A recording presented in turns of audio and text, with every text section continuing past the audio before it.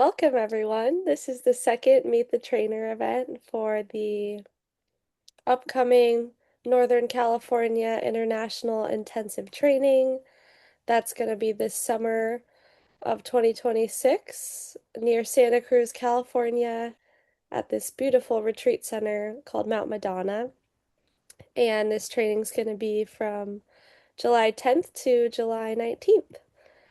And this event today is with the hopes of getting a taste of the offerings for one of our trainers. We have a wonderful training team, and Kristin Masters is part of it.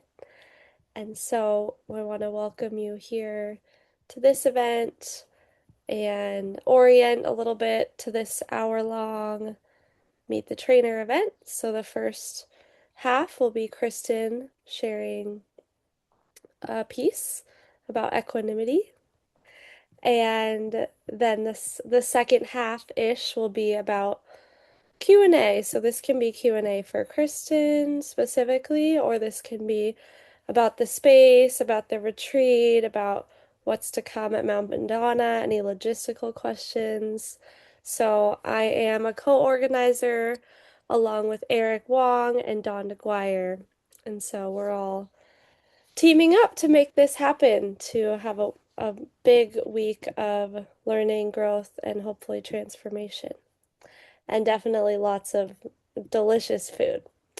So, with that, I will hand it over to Kristin. One more thing, which, yep, Don just put in the chat, is I wanted to let everyone know that this call is being recorded, and the purpose is so it can be used in social media for the Center for Nonviolent Communication, because that's this specific training and then the bigger training in July are all part of the Center for Nonviolent Communication. And so I let you know this so you can be choiceful about how much or how little you would like to engage live in the call. We love the cameras on, we love seeing your faces and hearing your voices, and we also want to respect your privacy if you want to be off camera or off microphone. And you're welcome to put questions in the chat if you don't want to raise your hand and use your voice. We'll be monitoring the chat. Yeah. Just Okay. to also say, if you do need a little bit of assistance using some of the chat functions and things like that, please just, well, using the chat, you'll have to come off mute and let me know. And I'll message you and we'll work through it together.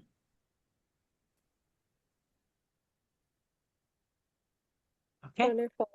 Take it away, Kristin. Da, Yeah. da, da. Da, da, da. Well, it's a small amount of time to talk about something that's really, to me, very central to utilizing what nonviolent communication allows us to do. I wish it was considered basic, but it actually is pretty challenging, I think, sometimes, to hold our full experience in humanity and hold other people's full experience in humanity. That sometimes we kind of go, oh, I'll either think about theirs or I'll think about mine. But I like to think of like, okay, most of us have two hands. What if you held all of your experience in humanity in one and all of theirs in the other? If you didn't lose either hand or either person from your kind of heart, from your mind, from your nervous system. So mine and theirs, mine and yours. And how is it that you can include everybody's mattering when you're interacting with people or when you're even thinking about them, when you're thinking about kind of a place that things get dicey or pokey or something like that. So this is the move out of dualism, out of right, wrong, out of good, bad, and into a wish to allow yourself to see what you don't necessarily see, hear what you don't necessarily hear, track. Oh, I wonder what's going on with them. In fact, sometimes at IITs and big retreats, I bring a kind of a cheesy little Wonder Woman costume because I think that's it's like it's what Wonder Woman's about for me. I wonder what's going on in me. I wonder what's going on in them. So, um, we want to be able to tell when the stories we're making up about their motivations or their humanity or their needs. Sometimes we're kind of thinking about their needs, but we're thinking about it in a way that is not necessarily life serving or relationship serving. So we make up stories about other people. All right. So does that sound good to you, those of you who I can see your head? Yes, yes. Uh-huh. That's good. And I'm just going to assume those of you who are off camera um, are bought into that in some way. So this is a short thing, so what I want you to do is let your eyes soften or close so that you can turn your attention inward a little bit. And I want you to first note how your body is, how your breathing is. Just not having to breathe a certain way, but just letting yourself arrive here even more.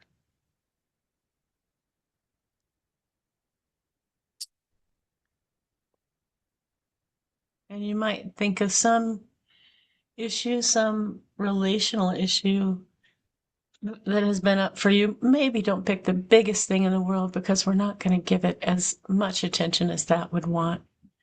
But some kind of place where you bump into somebody else or some system even.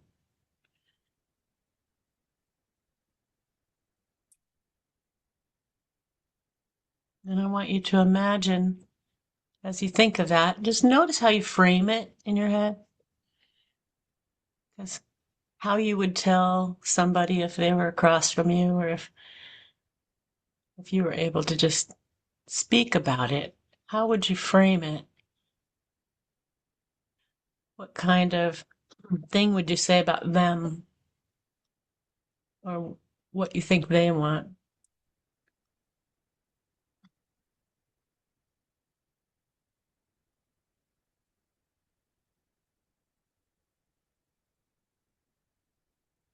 You don't have to get this right. That's the cool thing. You don't have to do it a certain way. You just get to notice.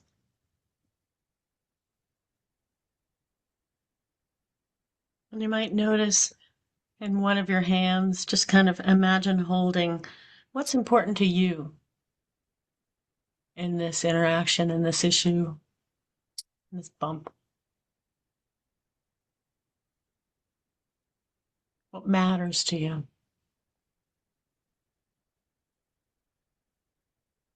And you get to let yourself really long for that, cherish it.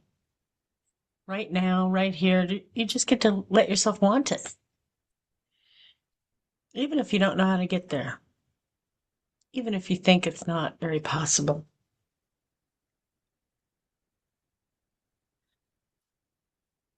Let's see if you can hold what you want with some warmth for yourself.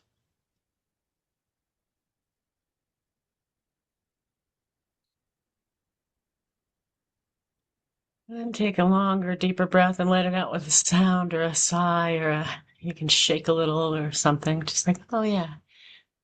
And then imagine changing seats. This borrowed from kind of Gestalt work. Imagine changing seats and you're sitting in their chair. And that might help you as you think about what matters to them.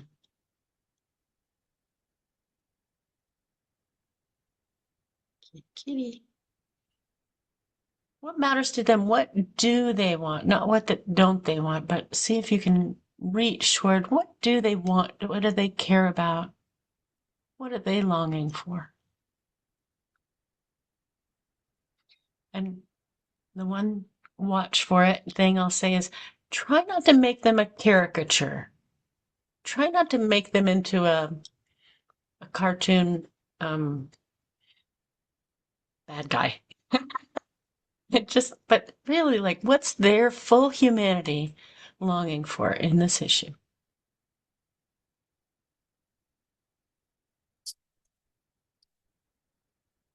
Even if you think they shouldn't want that, just see if you can identify what do you think they want or care about or long for.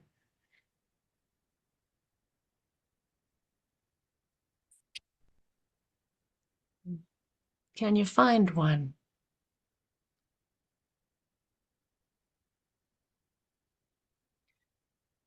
And if you can you find some warmth for them for wanting that, even if it's not what you would want?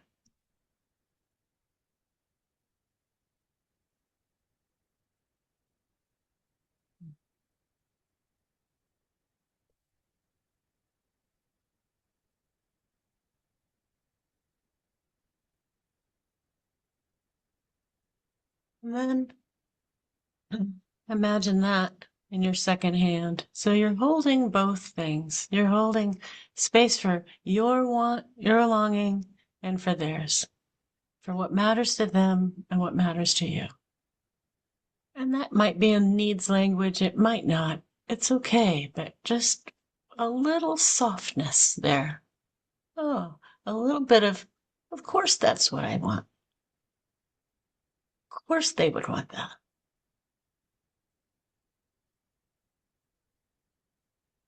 And just before before we come back, just notice how much room there is between your hands, not your physical hands, but between you, what you want and what they want. Just imagine distance.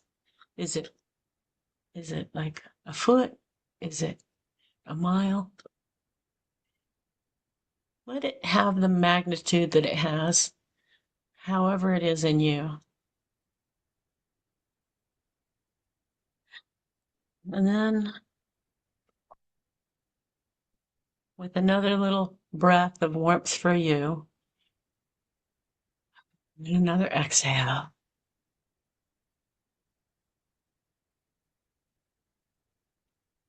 When you're ready,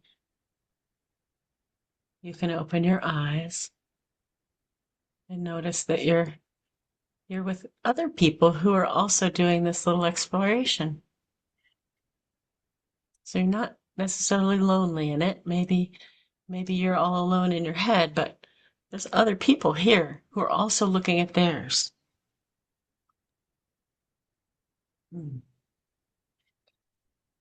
And what I'd love is to see if you're willing to put something in the chat to say mine and one thing that you're longing for and theirs and one thing that they're longing for. That again, that might be an NVC needs language, and it might be a phrase or sentence.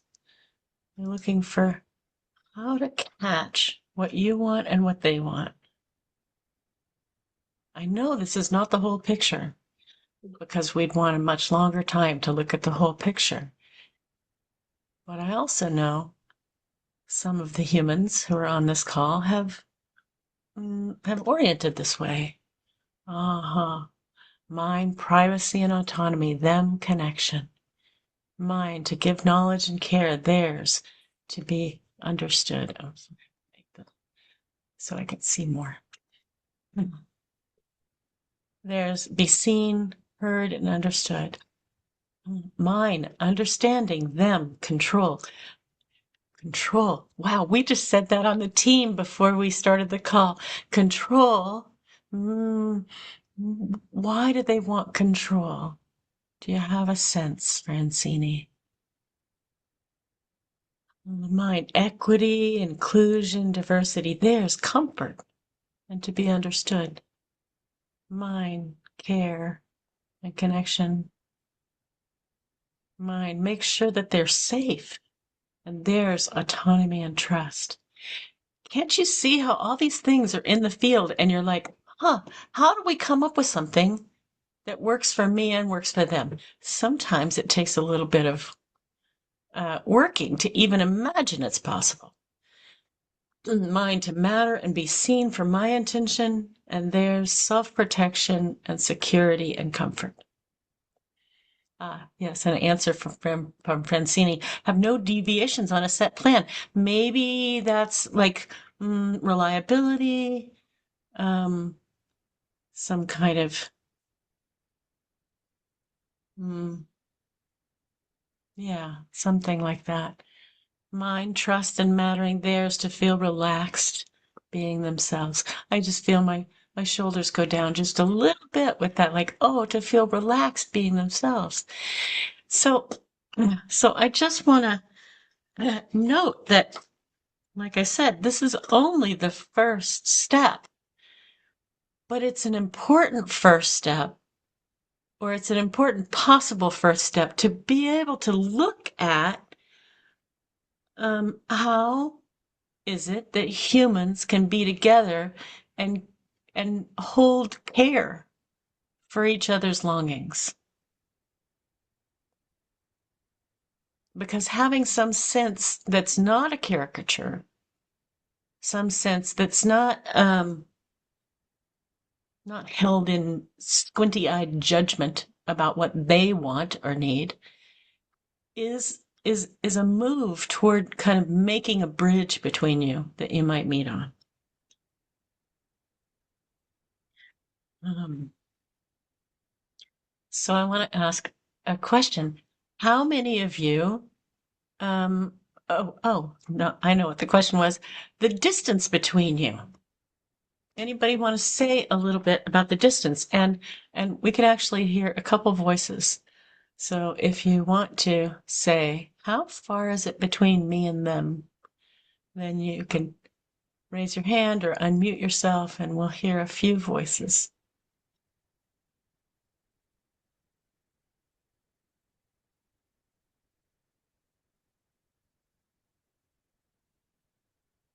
Some of you who have played with me in these ventures before know that I am incessantly metaphorical.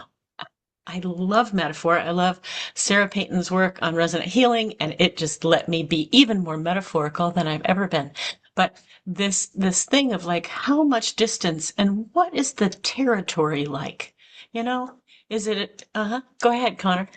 I couldn't find the raise hand function. I I went ahead and gestured. So I was holding the two, like I was using my hands, and I Mm-hmm. got an image of sort of like abundance, like when you go to a farmer's market and there's so much fruit, and but I could take a lot. So that was sort of Mm. May I my, ask the source? Sorry. that's okay. So anyway, that was my image. It was a sort of like more, not as much distance, but more like sort of volume, I guess. Right. So I can't really hold more of this. I've got as much as I can carry from the farmer's market. It, But there was a lot. Like I kept being able to take more. Like it was more Sweet. than I expected. Uh-huh. So that's a sweet possibility of like, oh, I discovered in looking toward this that maybe I have more capacity than I would have guessed around it. And that in Kristin's world is like, oh, to imagine I have more capacity or to feel trust in more capacity in me helps me show up, right? Otherwise, I'm looking for the exit, or to get farther away. If I have more capacity to hold, then I have, yeah, I have what it takes to show up. Thank you, Connor. Anybody else want to say? Yeah, Tanya. So I went to the worst thing in my life. Oh shit. and and I just feel like I have tried and tried and tried to hear and listen and respond with empathy Mhm. and and respond with my understanding is different than yours of this topic, and I think it's less on fire than you do and all kinds of stuff, and none of it has any effect. And None I of it, really, and when you say none of it has any effect in you or in them or in the space between. in the responses that they give back to me, which is always a flamethrower. Mm-hmm. And so you have to get out of the way when the flamethrower I'm just gets like, pulled out. I am like, I am done. I am done. I'm Mhm. I am done. It takes a lot for me to get to done, but it's like I am done. And so Uh-huh. I was looking at this, I said, well, I'll try this because Kristen said try it. I'm willing to try new things. And I love you Uh-huh. to death, as you know it. And but I just, I just looked at the two hands and they were just going like that. Uh-huh. There's the hand for you and the hand that's holding a flamethrower, and you understandably want that some distance away from you. Yeah. And so I'm just in, I give up, you Uh-huh. know. And so right in this moment that I give up, like discouraged, um, tired, I'm guessing, heavy. Sad.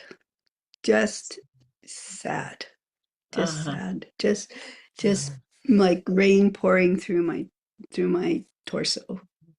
Just Mm-hmm. rain pouring from my heart through my torso. Mm-hmm. Yeah. Yeah.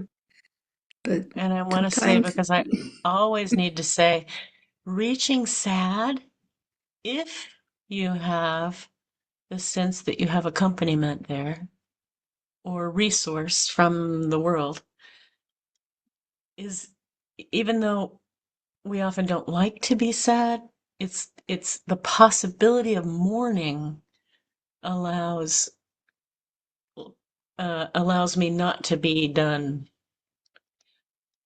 Still might decide to be done, but it's like allows me to move something through and think again from another angle. So so even though mourning, yeah. So Mhm, mourning is a way, yeah, right. Mourning is a way to get re-resourced. mhm, Re, at least I believe that. I don't know if it's entirely true for everybody in every situation, um, but I often think I don't want to hold the sadness at bay.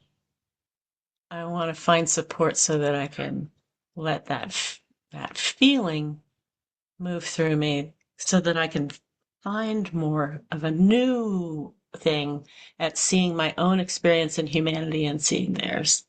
right. So yeah, so the sadness is moving through. I mean, like it's raining through my body, Hmm. but it's not done Right. yet. No, no. I mean, it's funny. When I was even thinking about doing this for such a short time, I'm like, well, that's like, oh, we just do a scratch and sniff on an issue that's important to people, but it's a scratch and sniff that points somewhere and hopefully moves a little bit of the possibility. There's more to do, of course there is. Thank you for sharing, and I'm glad to be feeling into the rain that is there, and the longing for the things that are important to you: equity, inclusion, diversity, Mhm. and still holding theirs. Like they want some kind of comfort, and they want to be understood. Yeah, Yeah, yeah, yeah. thank you. So I want to say that before, I'd written some things about this, and then I sat down and I wrote a question. Some people ask, how long does it take to get to this? Is that going to work? I would like to know it's going to work. I would like some kind of a parchment paper where it's written that if I do this, that I will have more capacity to actually get to my needs, to get to my longings, to get to what I care about. Mm. And I knew somebody who was wise long ago who said, whenever asked this question, will this last or does this work? She would say, off and on. And that's the truth. It's off and on. Sometimes you get movement and possibility and an opening in your heart or in your empathy sites in your brain. And sometimes the door is closed or the gate is shut or the the access just isn't there because you don't have that farmers market capacity that Connor was talking about. It works better when you have a sense of having capacity that's grounded in other resource and accompaniment. So, so there's this question, which is, what do you do when it's hard to take somebody else's perspective? And this is a question I'm posing to you all because you've certainly lived a life where you've had to do that or chosen to do that. What do you do? What have you done when it's hard to take someone else's perspective? And I'm wondering if some of you might put that answer into the chat, but I could hear another voice too, if anybody's willing. What is your reach when you have a sense that I'm not really taking their perspective? Yeah, Suku. I think the two go-tos that come into my mind is one, turning to friends that I know have a lot of capacity for perspective taking, so that I have my own limited blinders on, but they might not. Mhm. And then the other one is role play. That's helped me a lot too in taking How perspective. fun. Do you think we could do some role plays at the IIT? Is there anybody who would take great pleasure in being in role plays? Oh, or watching role plays and going, "What? I never would have thought of that." Yes, yes, yes. So much. Um, it's one of the things I love when role plays are happening is to look at the people who are watching. Oh my God. You get these faces where people's eyes are like, what? Jaws drop open. I I never would have thought of that. It's so amazing how much it can change the inside of us when we get to see a role play, even though it's just a role play. So glad you name it, Zuku. And for those of you who will go to the IIT and will meet Zuku, go find her. Do some role plays because she's got it, man. Okay. So theoretically, it's time to pass over for logistics. But I want to see if there are folks who have questions about this stuff, or for me, we can go to logistics and then we can come back because I want to make sure that you all get your functional questions asked as much as we get to play around with this stuff. Oh, but before I do that, I wrote down on my piece of paper that I should sing this little Rumi quote. It's very short, but it's often one of the things that people point to around this kind of work um, in NVC. And it goes, out beyond ideas of right doing and wrongdoing, there is a field. I'll meet you there. So imagine the field is where you go to find a friend who can take perspective or to sit down and do a little role play. You go over there and you don't have to stay in that prickly kind of toxic place of right and wrong and good and bad. Okay. So those of you who want to, you can put a little hint about a question, and we can come back to them after you have hear from the co-organizers. Thank you for engaging on an O2 brief exploration of full experience in humanity. Thank you so much, Kristin. If you enjoyed any part of that or learned something, would you show with your hands a little? Oh. Yeah. Thank you so much, Kristin. So we're at the point, as Kristin mentioned, that if you have any questions about the upcoming intensive that are logistical, personal, theoretical, ask them. We're here to answer that. And also, Kristin, I don't remember if Kristin mentioned this, but Kristin was at the IIT at the same location 2 years ago, as well as a couple other people on the call. So Kristin is also open to answering questions about the site. So there's yeah, many of us that are happy to share experience. Me too. Yeah, Tanya and Connor and I think Zuko too. There's many people.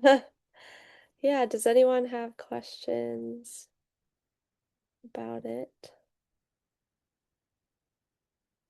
You're welcome to raise your hand or put in the chat.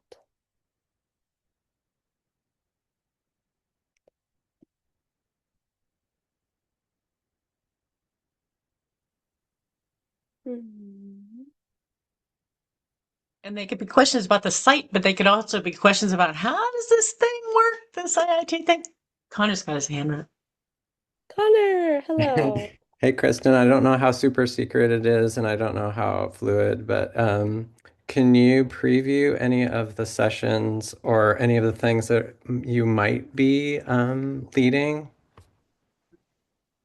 Well, I can't go anywhere without wanting to lead work on grief and gratitude. So those are absolute. And then there's stuff that's about social justice, about power differentials, about facilitation.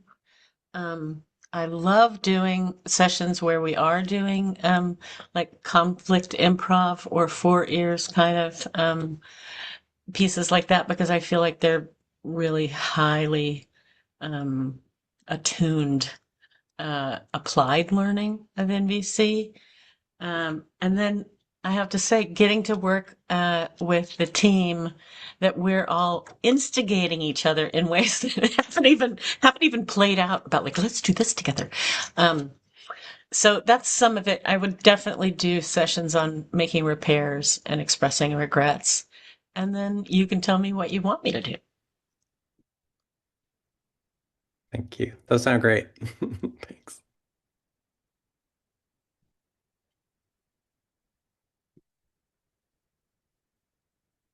Hmm.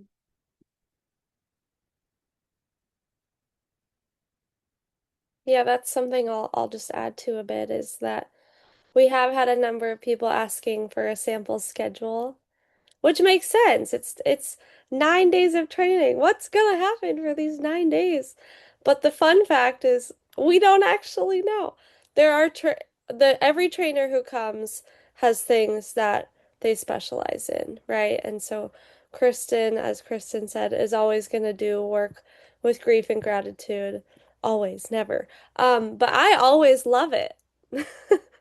It just hits every time, every time. And so the nice thing though is if you aren't interested in grief and gratitude for whatever reason in that day, in that moment, there will be other sessions offered. So at the same time. So there's often two, three, or four concurrent sessions depending on the day and the team and everything that goes into that. And so the schedule is not posted before the IIT in advance because it's actually co-created by the team as it goes on and as things come up in the community and as things occur in the global scale as well, that's reflected in the IIT. And so the way that the schedule evolves is really dynamic and changeable and in that nature. So that's really a part that I love about the IITs is that everyone is really different. Yeah. Hi, Tanya. Did you have Hi. something you wanted to say? I had two things to say. One Okay. is I attended Kristen's uh, grief ceremony at the last IIT, and it was probably one of the most powerful experiences of that very dynamic and powerful IIT. And the other thing is, how many people do you think will be attending? A great question. I would say around 100. Okay, Yeah. so yeah, so here is I am not usually someone who feels lost in a crowd, but I did a lot. Mm. And Mm-hmm. I'm hoping that this year there'll be some way that I will work on getting connected to sort of like a pod of people. So that's this a stabilizing pod of people because I didn't have that at first, and it was very, very difficult to just be with 100 people, many Mhm. of whom didn't know me, and I didn't know them. Mhm. Absolutely. Do you want to speak to that, Kristen? Well, I want to say that, one of the places that people find a kind of, I always think of it as homeroom. Maybe it was my early education or something that makes me think homeroom. But that we create empathy groups or home groups. And that's one of the places that people get known. But it's a sweet thing going into it, Tanya, since you have a lot of experience with NVC in retreat forms to do some thinking about what strategies actually might work for you and go in with some with requests on the ready about how to do that. Again, what it's like elementary school. I think, oh, whose hand do I hold as I go out to recess? Right. Who who can I say, can we have lunch together? Like all those kind of things. Um, instead of waiting until you get there and looking around and go, oh my God, there's a lot of human beings. But going in with some strategies is a really sweet thing to do too. Yeah, so the last IIT I went to before this one, actually you were there. That's the one with yeah. And so that was like 60 people. And that was like totally manageable. Like all Hmm. Mm-hmm. those things worked. 100 is almost twice as many. And it Hmm. was, I'm just saying the scale Hmm. is really, really different than 60 is I think about, Hmm. the limit on, just walking in walking in and then managing. But for 100, I was Right. just, it was really at sea, even with I a really totally get delightful home group and everything. It was just, it. Hmm. it's harder. Yeah, absolutely. And I don't know if you identify as an introvert, and you don't have to say, but I have to say that I feel like over the last 10 years, I have a friend who says you're an introvert whisperer. I don't know if that's exactly true, but I think that I do have more attunement to folks who are like, "Ooh, that's a lot of energy," or "I want to have less stimulation," or and there are a whole bunch of strategies that we can all do to be able to have the IIT work for our nervous system. Yeah. Yeah.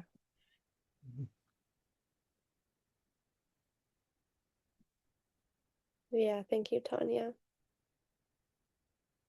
I also find it overwhelming to be gathered in a group of 100 people, and yeah, I employ similar strategies to what both of you shared of finding people that we already know, and then even naming it like, hey, I'm overwhelmed, and I might just come and latch on to you a couple times and see how that works. And as well, for me, I do the strategy of phoning someone who's not in this space to ground my body in the sense of like, okay, this is what's happening right now, and there's also the connections and ties I have outside of this that feel grounding. That's something that has worked for me in the past. Yeah. Something that's worked for me in the past is that um, I need lots of rest the larger the group is, so I have to kind of steal away by myself. But I've recognized that a lot of what's going on inside of me is feeling unseen or not recognized, or so just I'm disconnected, and that's sort of from myself or from others. And the empathy buddy system has actually been something that's been really helpful to me when I've been willing to use it and get that one-on-one just witnessing of what I'm going through. And 9 times out of 10, it's really, really worked well for me. So maybe those are some other ideas. Yeah, thanks, Don. And I also just wanted to let people know, in case you are not reading the chat, Dawn put in a few really helpful links into the chat. We have our helpful details document, which you can read through and learn more about the venue and about the schedule of the day, such as when can I get breakfast, lunch, and dinner, and and then also the links for signing up. I think everyone here is pre-registered, which means you've said, hey, I'm interested. So you're getting our emails, you're getting this email to this free event. And then when you're ready to sign up and pay, that's another link, which is also in the chat. And if you are really wanting to join and you want some financial assistance to make it more accessible, you can do that. It's actually the same link as paying, and you just have to click the box that says, no, I don't have the funds to pay for it, and then it opens up the scholarship application. It's a little bit strange of a flow, but this again is part of the Center for Nonviolent Communication, this whole organization, and that's the method that they have for it, because we go through a scholarship process with the team and with other people at the CNVC. And I'm naming all this because it's really important to us, the organizers, that we are able to get many people there that might not have the means to get there, because it can be a high fee for the event. So we really encourage you to fill that out if you have a longing to be there. Yeah, and any more questions? I could talk about the food. Kristen and I could probably talk about the food. Yeah, the food is really, really special. It's on a property that is a retreat center, but it's also a somewhat of an intentional community, I would say, and a spiritual community. And so there's a lot of people who live on site and work in the kitchen and serve, and they're making fresh muffins in the morning for breakfast. And basically all the food they're making is from scratch, and I'm pretty sure they're getting local produce as well, and because it's in Northern California, so there's a lot of things growing in that area. And yeah, really clean food. A lot of people were feeling very revived and enlivened by it. It is vegetarian only on site, so that's an important note. But for those who really do enjoy meat, there is a day in the middle that we call an integration afternoon. And so since the days are super full programming days, of starting basically at 7 a.m. and going even until 9 p.m. It's all optional, the schedule, but there's lots of programming throughout the day, each day.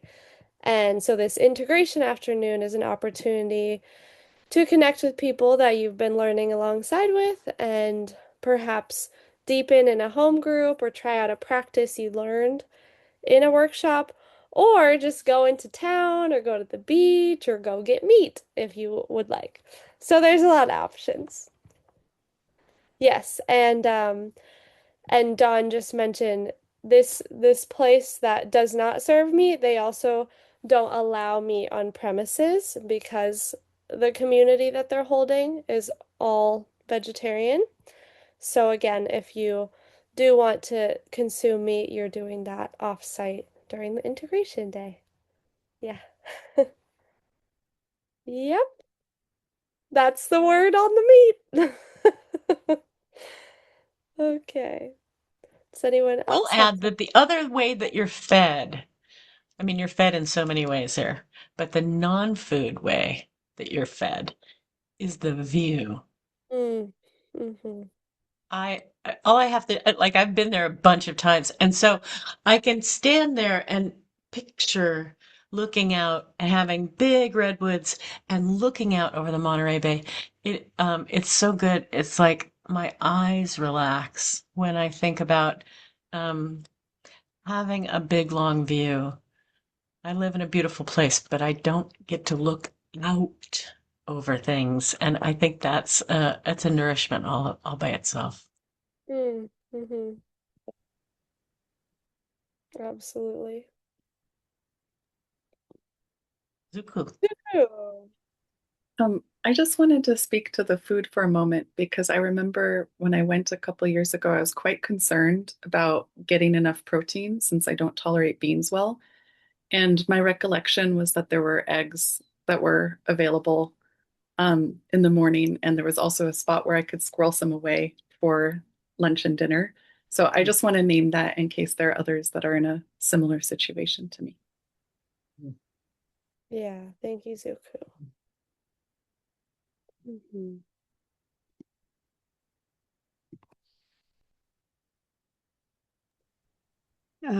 I would happily share about more about the view, the grounds there. The redwood trees that we're surrounded with are amazing. And there's places for hiking. I think there's cabin facilities that are, down the road. I think there's even a hot tub, a joint hot tub for people to enjoy. There's a coffee shop and I think some handmade, or there was anyway, handmade sort of local um, things to purchase on site and shops and things. So yeah, it's quite a little community. They do have a yoga studio as well that has daily yoga practices. And we often, we'll have a yoga teacher offer our own offerings in-house, but there's also that alternative. So yeah, there's lots to do. And yeah, I had a wonderful experience with it all. So And a really beautiful Hanuman devotional area. That's a knockout. Mm.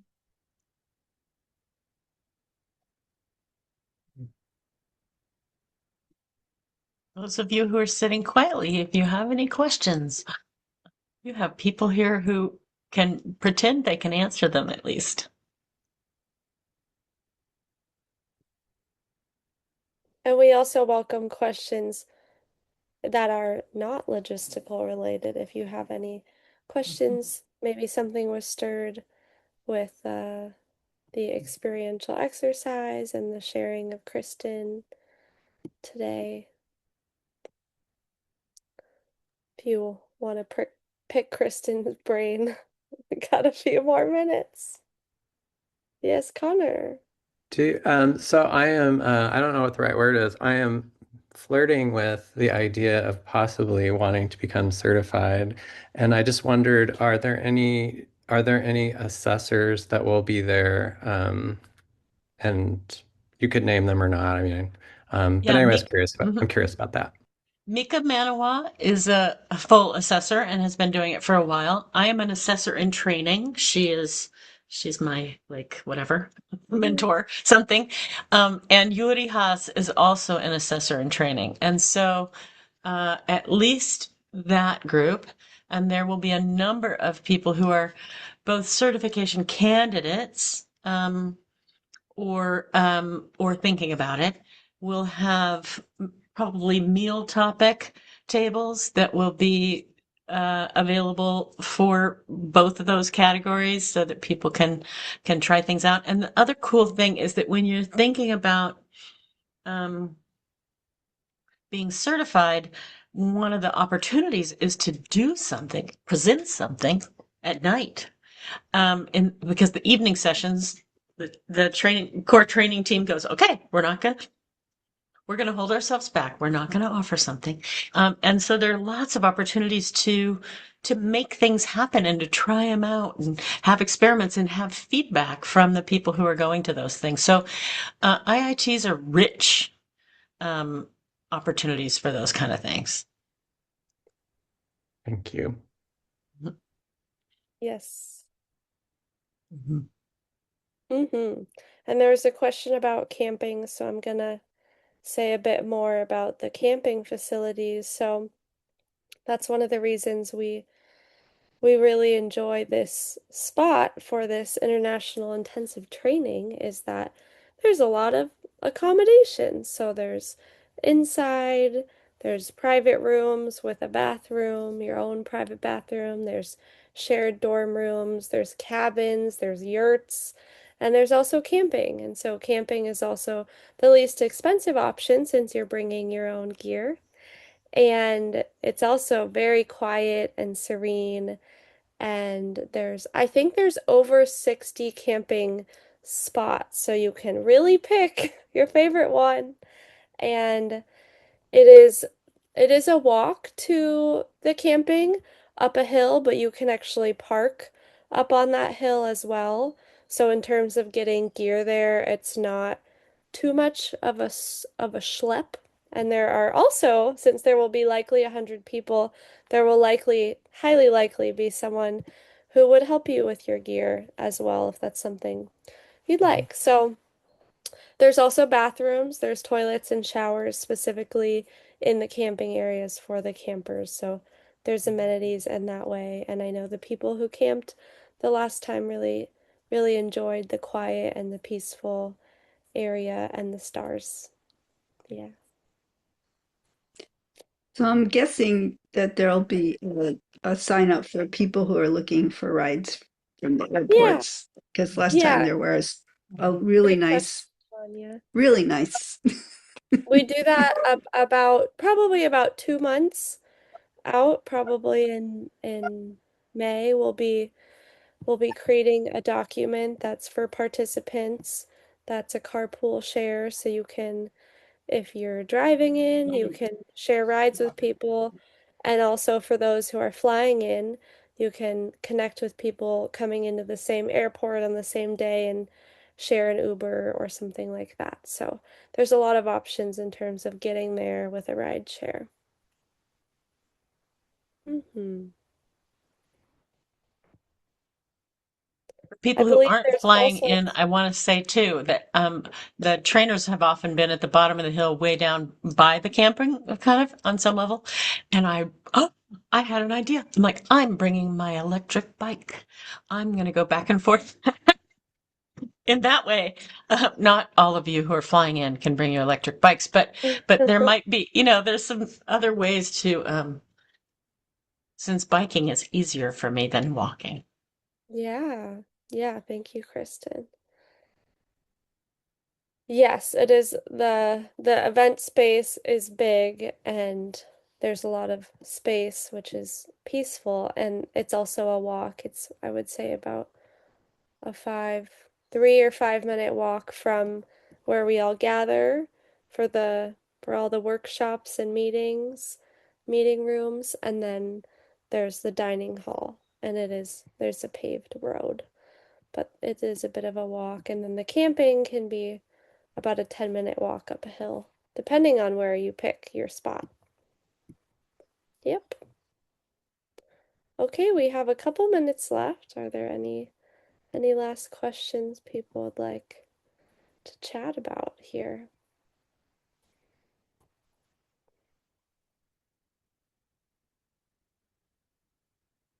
Yes, Michael? Yes, thank you very much. I'm talking Hi. from Uganda, and it's really exciting. This is East Africa, and for us now it is 11 o'clock, 11 p.m. So I appreciate the diversity really, and this is all about NVC. So I wanted to find out if the considerations will come soon, because some of us applied, still waiting, so that we can organize maybe for book flights, make arrangements for travels, organize for the visas. Sometimes, yes, the US visas can be a hurdle, can be tough. So, yes. Yes, thank you. Great question. Yeah, we're going through the first round of scholarships right now, and I'm hoping that within the next couple weeks we'll be sending the offers out, because we have a committee. There's a bunch of people that are working on that all together, so that we can get more accessibility. Yeah. Yeah, thank you. Did you have anything you wanted to add, Kristin? No, just that visa is one of those things that if you uh, pursue that right away if you can, because yes, the United States government is challenging in so many ways that I can't actually speak it, but one of those is around allowance of visa, and so be investigating that or starting that process or talking to people who've tried to get one in the last 6 months or something like that, because I know that it's one of the big arguments. I have difficulty perspective taking on that particular piece.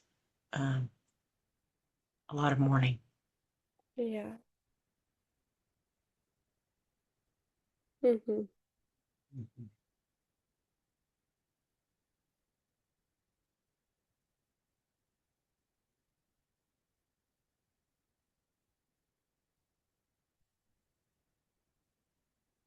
I kind of want to add, it seems like a funny thing to say, but for those of you who are pretty sure you're coming, um, sometimes one of the things that, to Tanya's point about it being overwhelming, recruit. Find people in your life that you're like, oh, I would love to share that with them. I think they might be game. What a wonderful thing, because the kind of shared experience of an IIT, of that immersion, um, can be something that builds a lot of connection and intimacy and knowing of each other, of going through the processes together and stuff like that. So if if you're kind of like, I wonder if my coworker, best friend, in-law, sibling, neighbor would like to do this with me, then it's a kind of a way that it helps the integration afterwards too. You have a connection with someone. Yeah, absolutely. Hmm. Thanks, Kristin. All right. Well, it's time that we're going to wrap up the call. And one more thing is Dawn put in the chat, if you'd like to learn more about Kristin's offerings, we have her website here. Yeah. So you can check out what Kristin is doing other than the IIT. And of course, we hope you join the IIT in July. And the next Meet the Trainer will be sending out the Google and email invitations for that in the next week or so. Okay, maybe we can do a little bye-bye wave. Bye-bye. Thank you everyone for joining. Thank you. Thank you. Hope to Thank see you all there. See Nice you to there. see you. Okay, Thank you. bye-bye. Thank you. Thank Bye. you.